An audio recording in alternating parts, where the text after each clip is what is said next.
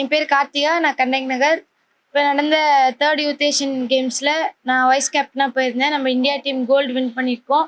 அதனால் நம்ம எடப்பாடி பழனிசாமி சார் வந்து எங்களை இங்கே கூப்பிட்டு ரொம்ப பாராட்டினார், ரொம்ப மோட்டிவேட் பண்ணார். இது இன்னும் வேர்ல்டு லெவலில் எங்கள் கண்ணகி நகரை கொண்டு போகணுன்னு சொல்லி ரொம்பவே மோட்டிவேஷனாக பேசினார். எனக்கு ரொம்ப சந்தோஷமாக இருந்துச்சு. இதை நான் ஃபஸ்ட் டைம் அந்த சாரை மீட் பண்ணுறேன். அப்புறம் எங்களுடைய கண்ணகி நகரில் வந்து நம்ம டிசி கருணா சாரும் அஸ்வினி கருணா மேமும் நிறைய சப்போர்ட் பண்ணுறாங்க. ஒரு மேட்சோ போயிட்டு வரும்போது நல்லா பாசிட்டிவாக மோட்டிவேட் பண்ணுவாங்க. அதெல்லாம் ரொம்ப சந்தோஷமாக இருக்குது.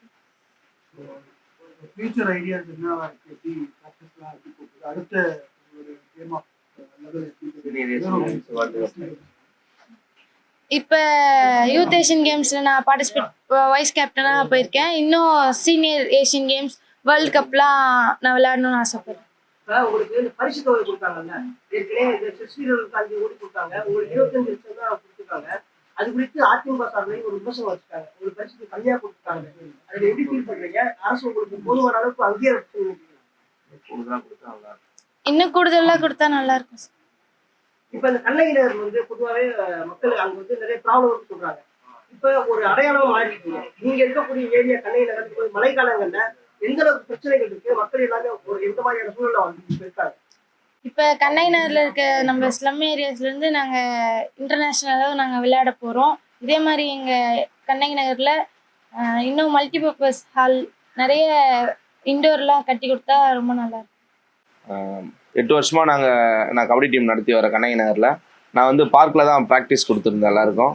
அப்போது கிரவுண்டு வேணும்னு சொல்லிட்டு நான் நிறைய இடத்துல நிறைய கோரிக்கைகள் வச்சுருந்தேன். அப்போ வந்து தாட்கோலேருந்து எங்களுக்கு வந்து கிரவுண்டு பண்ணித்தராங்க. அது வந்து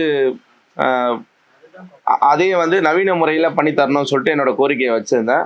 அப்புறம் கண்ணகி நகர்லேருந்து நிறைய பேர் குரூப் 4 எக்ஸாம்லாம் நிறைய பாஸ் பண்ணியிருக்காங்க. மணிமாறன்னு சொல்லிட்டு ஒரு அண்ணன்லாம் நிறைய எடுத்து பண்ணின்னு இருக்காங்க.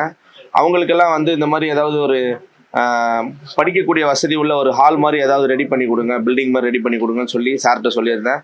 சார் உங்களுக்கு கண்ணகி நகருக்கு படிப்புக்கும் ஸ்போர்ட்ஸுக்கும் என்ன மாதிரியான உதவியெல்லாம் செய்ய முடியுமோ நான் எல்லாமே எங்களோட ஆட்சி வந்தோடனே பண்ணித்தரேன்னு சொன்னாங்க. எங்களுக்கு ரொம்ப சந்தோஷமாக இருந்தது. சார் ரொம்ப மோட்டிவேட்டாக பேசினாங்க.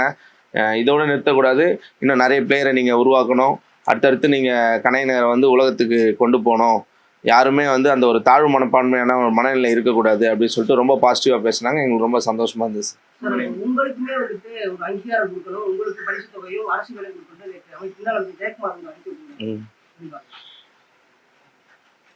சந்தோஷமா இருக்கு சார் கேட்கறதுக்கு. ஆமா சார். என்னோட பேர் ராஜ். நான் கண்ணகி நகரில் வந்து 25 வருஷமா இருக்கேன். கண்ணகி நகர் வரும்போது எனக்கு 2 வயசு. அதுக்கு முன்னாடி வந்து நான் பாரிஸில் இருந்தேன். அங்கேருந்து எங்களை வந்து இங்கே கண்ணகி நகர் ஷிஃப்ட் பண்ணாங்க. செய்திகளை உடனுக்குடன் தெரிந்து கொள்ள கீழ்கண்ட கேபிள் மற்றும் டிடிஹெச் நெட்வொர்க்குகளில் எம்நாடு செய்தி தொலைக்காட்சியை காணுங்கள். பாதகம் செய்பவரை கண்டால் நாம் பயம் கொள்ளலாகாது பாப்பா. மோதி மிதித்து விடு பாப்பா, அவர் முகத்தில் உமிழ்ந்து விடு பாப்பா. அண்மை செய்திகளை உடனுக்குடன் தெரிந்து கொள்ள இணைந்திருங்கள் எம்நாடு தொலைக்காட்சியுடன்.